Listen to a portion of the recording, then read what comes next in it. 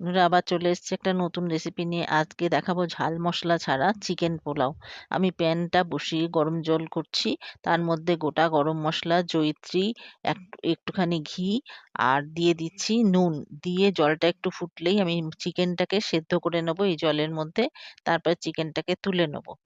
এরপরে আমি ওই জলেতেই চালটা ধুয়ে রেখেছিলাম, মোটামুটি চালটা দিয়ে আমি 90 ভাগ ভাতটা করে নেবো এই জলটার মধ্যে দিয়ে।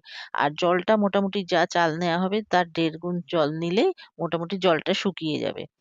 এরপরে আমি ওই প্যানেতে ঘি নিয়ে নিলাম। ঘি নিয়ে আমি পেঁয়াজ কুচিয়ে রেখেছিলাম, পেঁয়াজগুলো আমি ভেজে নেব একটু লাল করে। একটু নুন দিয়ে ঢাকা দিয়ে আমি ভাজবো যাতে তাড়াতাড়ি হয়ে যায় আর নরমটা তাড়াতাড়ি হয়ে যায়, তাই জন্য ঢাকা দিয়ে দেবো।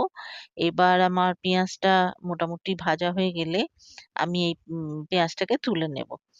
তো আমি এবার পেঁয়াজটা মোটামুটি ভাজা হয়ে গেছে, এবার আমি তুলে নেব। রেসিপিটা বাড়িতে করে দেখবেন, খুব ভালো লাগবে। আর এটা যে কেউ খেতে পারবে, কারণ এতে কোনো ঝাল বা মশলা কিছুই নেই। সেই জন্য এটা খুব মানে উপাদেয় খাবার আর কি, মানে খুব পুষ্টিকর খাবার হবে। কারণ এখানে কিছুই নেই, কিন্তু চিকেন আছে। তো চিকেন একসঙ্গে চিকেন ভাত দিয়ে খাওয়াটা খুব ভালো লাগবে। তো এবার আমি চিকেন গুলো একটু ভাজা ভাজা করে নেবো। মোটামুটি একটু যেই ভাজা ভাজা হয়ে আসবে এর মধ্যে আমি আদা রসুন বাটাটা দিয়ে দেবো। আদা রসুন বাটাটা দিয়ে আবার এটাকে একটু সটে করে নেবো, যাতে চিকেনের সঙ্গে এগুলো পুরো মিশে যায়। এবার যেই মেশাটা একটুখানি ভালো করে মিশে যাবে, তখন আমি সেই পেঁয়াজটা যেটা তুলে রেখেছিলাম সেটা এর মধ্যে দিয়ে দেবো। দিয়ে আবার একটু নাড়িয়ে নেবো, ভালো করে নাড়িয়ে পেঁয়াজ আদা রসুনের চিকেনটাকে ভালো করে করে করে নেবো, মিশিয়ে নেবো।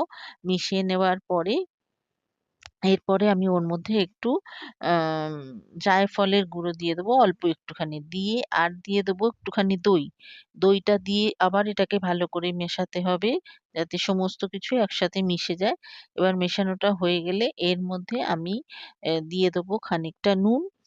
নুনটা আন্দাজ মতো দিতে হবে, দেখে নিতে হবে যে নুনটা কিরকম লাগবে, সেই অনুযায়ী নুন দিতে হবে। তারপরে আমি দিয়ে দেবো রাইসটা। রাইসটা দিয়ে আবার ভালো করে মিশিয়ে আমি দুধের মধ্যে অ্যা জাফরান ভিজিয়ে রেখেছিলাম। তো সেই জাফরানটা একটুখানি ভাতটাকে ভালো করে মিশিয়ে নিয়ে নাড়িয়ে নিয়ে ওই জাফরানটাকে দিয়ে একটুখানি মতন ঢাকা দিয়ে নিলে তারপরে আমার হয়ে যাবে আজকের পোলাও। এবার একটুখানি ঘি আর গরম মসলা দিয়ে দিতে হবে।